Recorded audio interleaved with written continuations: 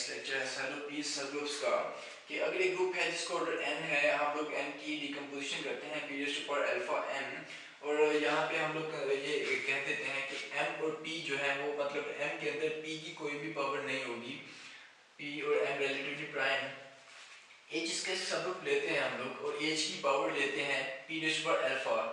p raise to power alpha मतलब कि h का ऑर्डर होगा p की हाईएस्ट पावर g के ऑर्डर में, तो इसको हम लोग साइलो पी सबग्रुप कहते हैं क्योंकि जो h का ऑर्डर है वो g के ऑर्डर को डिवाइड करता है, लेकिन p raise to power alpha plus 1 group के ऑर्डर को डिवाइड नहीं करेगा, तो इसको हम लोग कहते हैं साइलो पी सबग्रुप।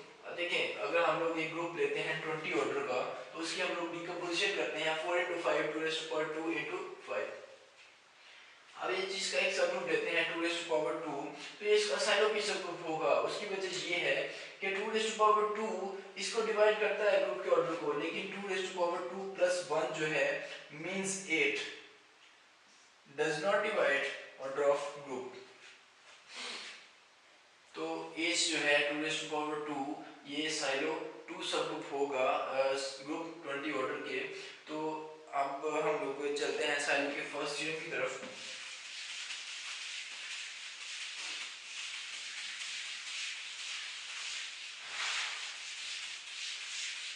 इसमें हम लोगों ने बेसिक यही काम करना है कि अगर g का ऑर्डर है n, इसको हमने तोड़ना है p raise to power alpha m में, तो h का ऑर्डर जो है अगर h साइलो है, अगर h जो है वो इसका साइलो सबग्रुप है, तो h का ऑर्डर जो है वो p raise to power alpha होना चाहिए यहाँ पे, क्योंकि p की पावर मैक्सिमम पावर जो है वो g के ऑर्डर में, ये साइलो p सबग्रुप होगा।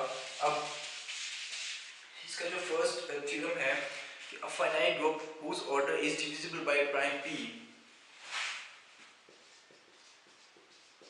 a finite group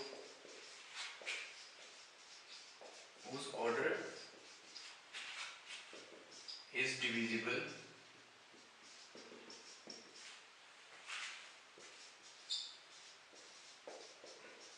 by a prime p contains a silo p subgroup। हम लोग ग्रुप फाइनाइट की बात करते हैं कि अगर किसी फाइनाइट ग्रुप को कोई प्राइम p डिवाइड करता है, तो उस ग्रुप के अंदर उस ऑर्डर का एक सबग्रुप जरूर होगा, उसको हम लोग साइलो p सबग्रुप कहते हैं। इसको प्रूव करने के लिए हम लोग प्रूफ में हम लोग कहते हैं कि लेट g भी अ ग्रुप जिसका ऑर्डर n है और p डिवाइड करता है n को।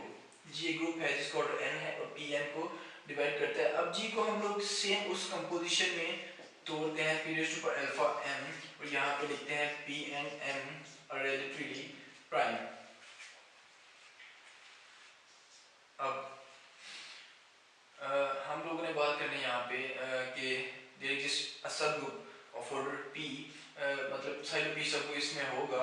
तो हम लोग इसको इंडक्शन से प्रूव करते हैं कि if n equals to p, फिर से जैसे हमने काशी थ्योरम को प्रूव किया कि अगर n और p इक्वल होंगे तो देन g का ऑर्डर जो है वो होगा p, g का ऑर्डर p होगा, तो g जो है वो अपना ही सबग्रुप खुद है, तो g is itself a silo p subgroup, g जो है वो खुद ही साइलो p सबग्रुप बन गया। So we have a basis for induction. Next हम लोग सपोज करते हैं कि theorem is true for all groups having order less than n and divisible by p। अब हम लोगों ने यहाँ पे फिर से दो केस जो है वो डिस्कस करने हैं।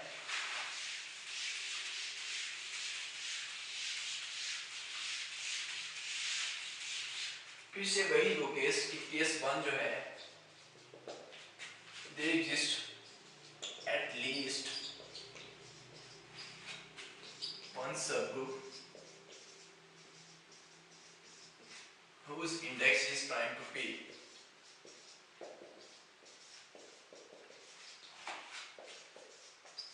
सेकंड केस जो है फिर से वही है कि every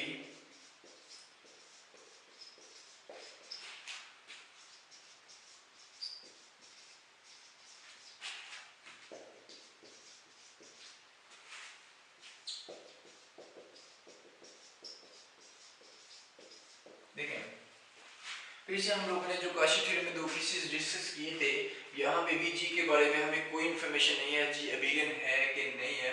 तो फिर से हम लोग वही दो केस डिस्कस करते हैं कि there exist at least one proper subgroup whose index is prime to p. Every proper subgroup has index divisible by p. ये हम लोग काशी थ्योरम में समझ चुके हैं। देखिए फर्स्ट केस में अगर हम लोग बात करते हैं कि there exist at least one proper subgroup whose index is prime to p. Proper subgroup, proper का लफ्ज यहाँ पे जरूरी है। whose index is prime to p, हम लोग उसकी बात करते हैं केस वन में कि h जो है वो इसका g का एक प्रॉपर सबग्रुप है। अब देखिए g का ऑर्डर जो है वो होगा p raise to power alpha m। Case हम लोग लेके चल रहे हैं कि h जो है इसका इंडेक्स, h का इंडेक्स जो है p इसको डिवाइड नहीं कर सकता, p does not divide index. अब देखें सपोजिशन जो हम लोग लेके चल रहे हैं by Lagrange theorem, Lagrange theorem कहता है कि g का ऑर्डर इक्वल होगा h के ऑर्डर के और h के इंडेक्स के। अब p जो है वो डिवाइड करता है ग्रुप के ऑर्डर को, लेफ्ट साइड को, तो इसका मतलब ये है कि p जो है वो मस्ट डिवाइड करेगा राइट साइड को भी। लेकिन हमारा केस जो है कि p जो है वो इसको डिवाइड नहीं कर सकता, तो इसका मतलब ये है कि p divides h, p h के ऑर्डर को डिवाइड करेगा। अब देखें इंडक्शन की सपोजिशन ये थी कि हमने एक ऐसा सब ग्रुप या ग्रुप बनाना है जिसका ऑर्डर जो है वो ग्रुप से लेस हो और डिविजिबल बाय p हो। तो देखें हमें h एक सब ग्रुप मिल गया कि p इसको डिवाइड करता है और क्लियरली हमें पता है कि h जो है वो प्रॉपर सब ग्रुप था, इसका ऑर्डर लेस देन है g के ऑर्डर से, ठीक है जी, इसका ऑर्डर g के ऑर्डर से लेस है। सो बाय इंडक्शन हाइपोथेसिस, इंडक्शन के मुताबिक h जो है इसमें एक साइड p सब ग्रुप होगा। सो बाय इंडक्शन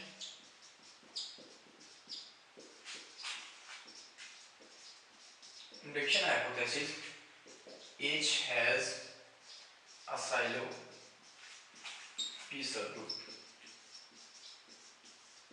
H का जो है वो साइलो p सबग्रुप होगा। अब हम लोगों ने यहाँ पे प्रूव करना है कि जो H का साइलो p सबग्रुप है वो G का भी साइलो p सबग्रुप है। इस चीज को प्रूव कर दिया, हमारा फर्स्ट केस जो है प्रूव हो जाता है। देखें इसको हम लोग कैसे प्रूव करते हैं। देखें लैग्रांज थ्योरम के मुताबिक G equals to order of H and index of H। अब देखें P जो है वो डिवाइड करता है ऑर्डर ऑफ G को, तो इसका मतलब है P डिवाइड करता है राइट साइड H को इंडेक्स ऑफ H को, लेकिन P इसको डिवाइड नहीं करता, तो इसका मतलब है कि P डिवाइड करता है H को। ये हम लोग बात कर चुके हैं। लेकिन अब जब देखें P raise to power alpha जो है ये भी डिवाइड करता है G को। ये देखें G का ऑर्डर हमने स्टार्ट में सपोज किया था P raise to power alpha m, तो P raise to power alpha जो है ये इस ग्रुप के ऑर्डर को डिवाइड करता है। तो अगर ये इस लेफ्ट साइड को डिवाइड करता है तो इसका मतलब है P raise to power alpha को राइट साइड को भी डिवाइड करना चाहिए। अब देखें अगर P इस इंडेक्स को डिवाइड नहीं करता तो P का मल्टीपल जो है वो भी इसको डिवाइड नहीं कर सकता। इसका मतलब ये है कि P raise to power alpha divide करेगा H को, ठीक है जी। अगर P raise to power alpha H को डिवाइड करता है तो H का ऑर्डर किस शेप का होगा, H का ऑर्डर किस शेप का होगा, P raise to power alpha और होगा m1 इस शेप का, m1 और P जो है वो रिलेटिवली प्राइम होंगे, ठीक है जी। तो अब यहाँ पे देखें कि H का जो सबग्रुप था साइलो P सबग्रुप, वो उसको ऑर्डर बनेगा H की साइलो P सबग्रुप की अगर हम लोग उसको कहते हैं उसका ऑर्डर बनेगा P raise to power alpha. तो P raise to power alpha मतलब highest power of P in H। तो देखिए अगर हम लोग G के साइलो P सबग्रुप की बात करते हैं तो G का साइलो P सबग्रुप P किस ऑर्डर का होगा, उसका भी ऑर्डर होगा P raise to power alpha, ठीक है जी। तो बेसिकली जो H का साइलो P सबग्रुप था कि वो बन गया G का भी साइलो P सबग्रुप, क्योंकि इसकी हाईएस्ट पावर जो P है हमें H का एक साइलो P सबग्रुप मिल गया P raise to power alpha. और बात ये है कि P raise to power alpha जो है वो हाईएस्ट पावर जी में भी यही है प्राइम की। तो देखें इसकी डेफिनेशन बन गई p raise to power alpha मतलब के का ऑर्डर डिवाइड करता है जी को, लेकिन p raise to power alpha plus 1 G को डिवाइड नहीं कर सकता जी के ऑर्डर को। तो इसका मतलब है एच का जो साइलो पी सब ग्रुप है के जिसका order p raise to power alpha है वो इस जी का भी साइलो पी सब ग्रुप बन गया। तो we have first case. Now we go to second case.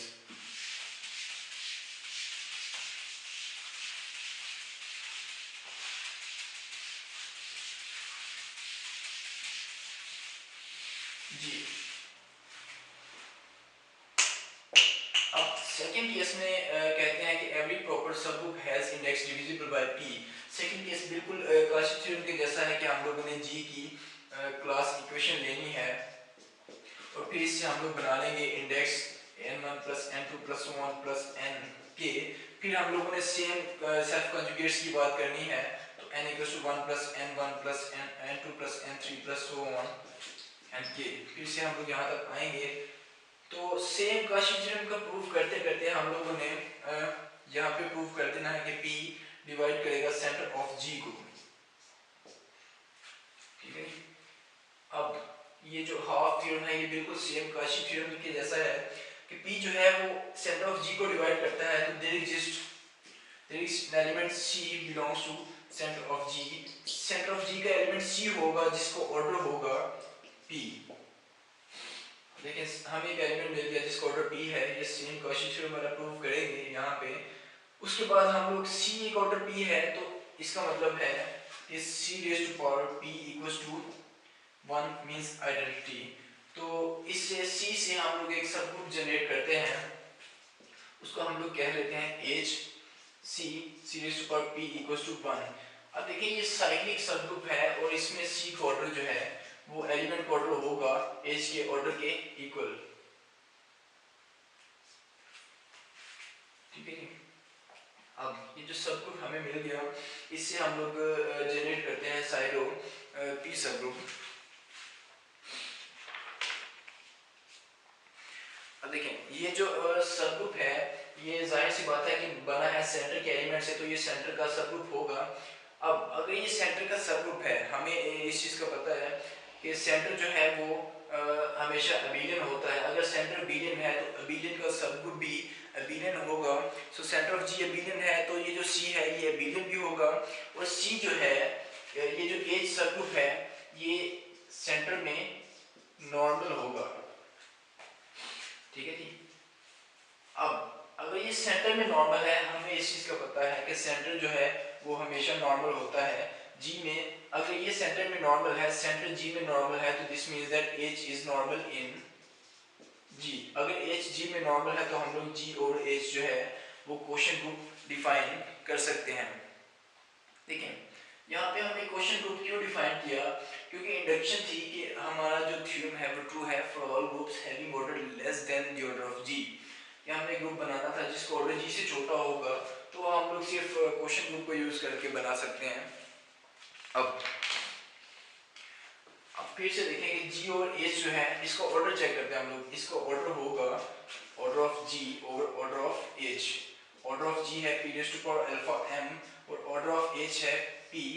तो यहाँ से हमें जी ओवर एच जो है इसका ऑर्डर मिल गया p raise to power alpha minus 1 और m and p are relatively prime. अब देखिए जी और एच जो है इसका order p raise to power alpha minus 1 है। इंडक्शन को जरा चेक करते हैं यहाँ पे कि इसका ऑर्डर जो है इसका ऑर्डर लेस देन है जी के ऑर्डर से क्लियरली, क्योंकि जी का ऑर्डर है p raise to power alpha m. G का order p raise to power alpha m है और इसका order p raise to power alpha minus 1 इसका ऑर्डर लेस देन है जी के ऑर्डर से। और क्लियरली कि इसके ऑर्डर को पी भी डिवाइड करता है, पी डिवाइड्स जी ओवर एच। पी इसके ऑर्डर को डिवाइड करता है।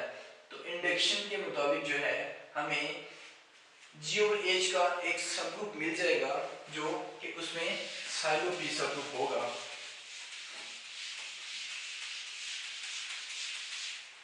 by induction hypothesis by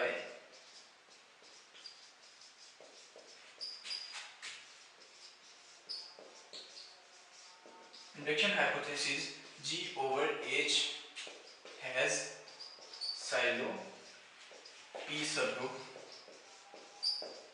हम लोग कह लेते हैं वो होगा K over H। K over H जो है वो G ओवर H का एक साइलो पी सबग्रुप होगा। अब देखें K ओवर H जो है इसका ऑर्डर चेक करते हैं हम लोग। K ओवर H का ऑर्डर क्या होगा? K ओवर H का ऑर्डर होगा by definition of Sylow p subgroups p raise to power alpha minus 1। देखें G ओवर H जो है इसका ऑर्डर है p raise to power alpha minus 1 और m। अगर K ओवर H इसका साइलो पी सबग्रुप है तो K ओवर H का ऑर्डर होगा p की हाईएस्ट पावर इसके अंदर। देखें p की highest power p raise to power alpha minus 1 है तो इसके साइलो पी सबग्रुप का ऑर्डर जो है p raise to power alpha minus 1 होगा। अब इसको जरा सा हम लोग तोड़ते हैं K ओवर H। तो यहाँ से order of K equals to order of H and p raise to power alpha minus 1। अब ऑर्डर ऑफ H जो है वो हमारे पास कितना है p रेज़ टू पावर 1 और p raise to power alpha minus 1। तो ये हमारे पास बन गया p raise to power alpha.